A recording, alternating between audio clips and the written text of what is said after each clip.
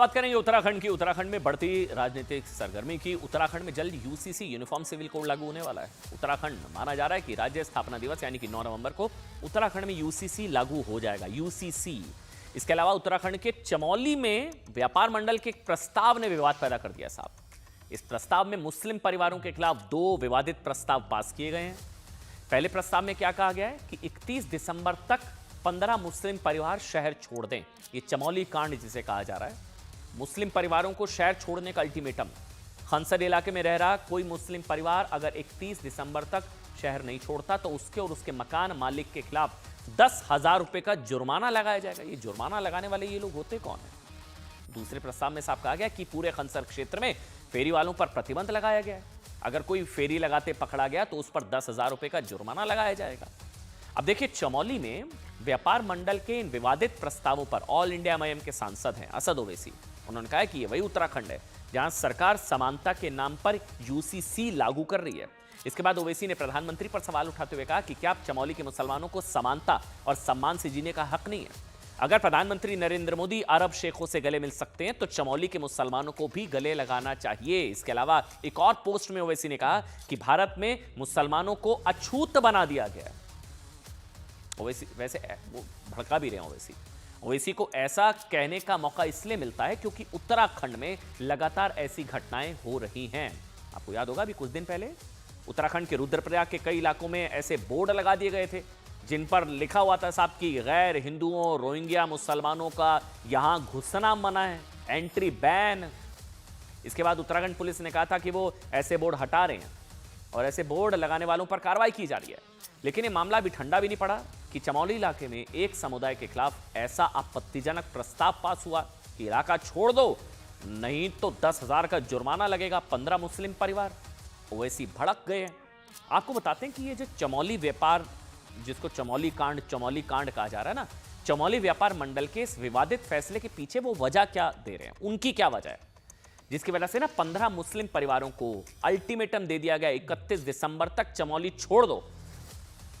ये लोग दशकों से चमोली में रहकर अपना गुजर बसर कर रहे हैं। फिर अचानक क्या हो गया कि चमोली में से उन्हें विस्थापित करने की कोशिश की जा रही है। ये कुछ तस्वीरें भी है, लोग वहां पर सड़कों पर भी निकल रहे हैं। दरअसल हाल के दिनों में ना ऐसी कई घटनाएं हुई हैं, ऐसा इनका मानना है, जिससे स्थानीय लोग मुस्लिम परिवारों से बहुत नाराज हैं, बहुत परेशान हैं।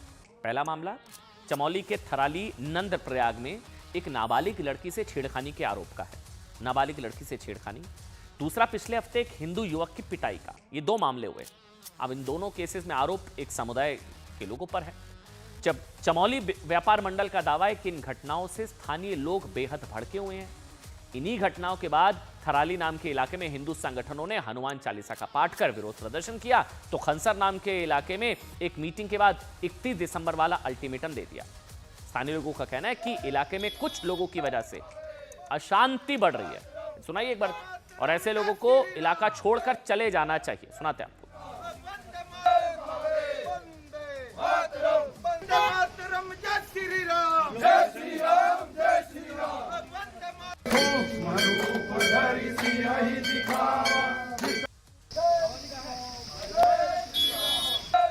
सद्भाव का अपना व्यवहार अपने दिखने में आए और समस्त हिंदू समाज जिनकी अपेक्षाएं विश्व हिंदू परिषद से थी, विश्व हिंदू परिषद के गठन के बाद वो अपेक्षाएं पूरी होंगी, ऐसा विश्व हिंदू परिषद की आकांक्षा है। यहाँ पर हमारे समाज को, हमारे शांत समाज को खराब करे।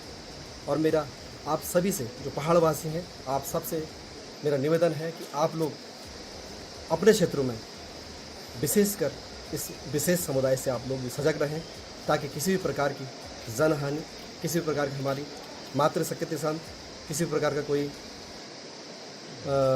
दुर्घटना ना हो।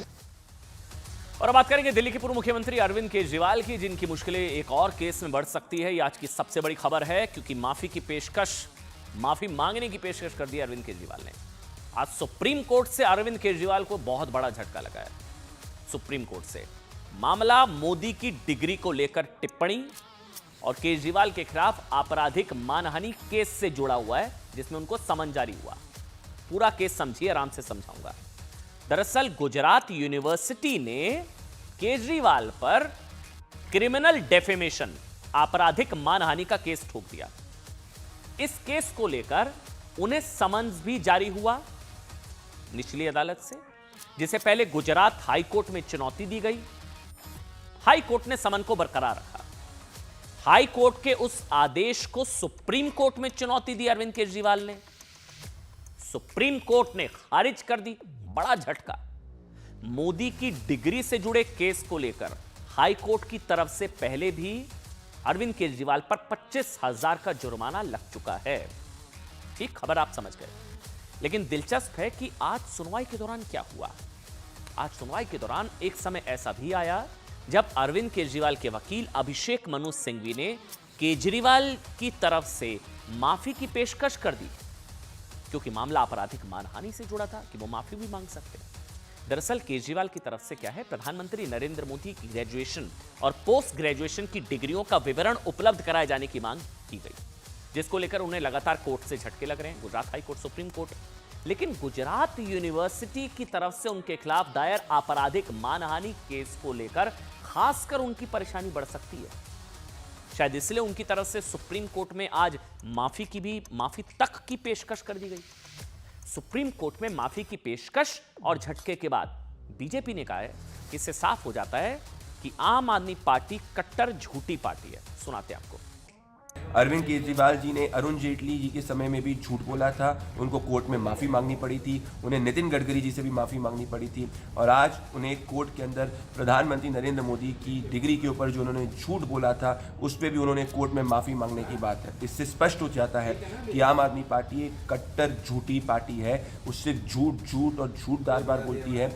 इसीलिए देश की जनता ने आम आदमी पार्टी को हरियाणा से लेकर दिल्ली से लेकर उत्तर प्रदेश तक लोकसभा इलेक्शंस में रिजेक्ट किया है, और आने वाले समय के अंदर भी इस कट्टर।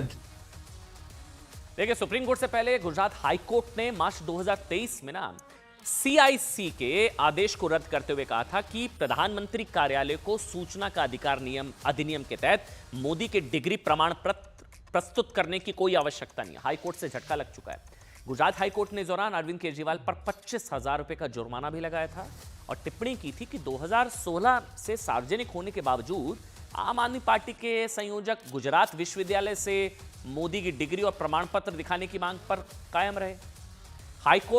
गुजरात हाई कोर्ट के फैसले के बाद अरविंद केजरीवाल ने गुजरात विश्वविद्यालय पर सवाल उठाए, जिसके खिलाफ गुजरात विश्वविद्यालय ने यूनिवर्सिटी ने मानहानि का केस दर्ज कर दिया अरविंद केजरीवाल पर।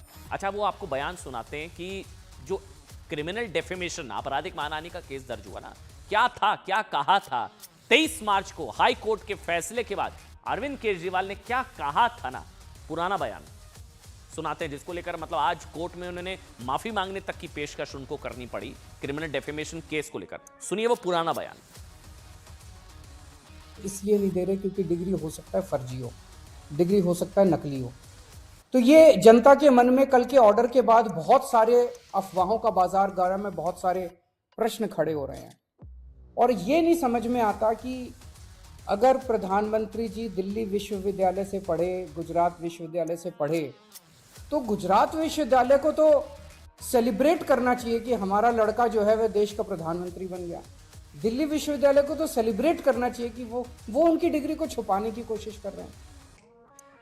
सुनवाई के दौरान क्या हुआ, जस्टिस ऋषिकेश रॉय और जस्टिस एसवीएन भट्टी की पीठ ने आज अरविंद केजरीवाल की याचिका रद्द करते हुए क्या कहा।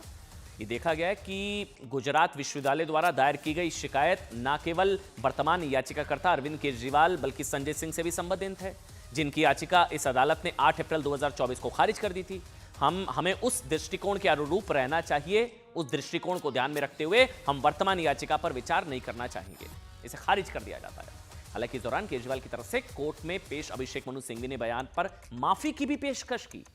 सिंघवी ने क्या कहा, उन्हें खेद व्यक्त करने का बयान और एक चार्ट दाखिल करने का अवसर दिया जाए ताकि वो बता सकें कि केजरीवाल के बयान संजय सिंह के बयानों से किस तरह भिन्न हैं। वैसे आपको बता दें कि इस पूरे मामले को लेकर जब कोर्ट की तरफ से चेतावनी के बाद अभिषेक मनु सिंघवी ने मतलब कोर्ट ने क्या कहा उनकी माफी की मांग को लेकर, वो जानना बहुत जरूरी है। दरअसल पहले भी कई तरह की माफी मांगी गई, जिसके बाद कोर्ट ने भी कहा कि बार बार माफी मांगना जो है वो सॉल्यूशन नहीं होता।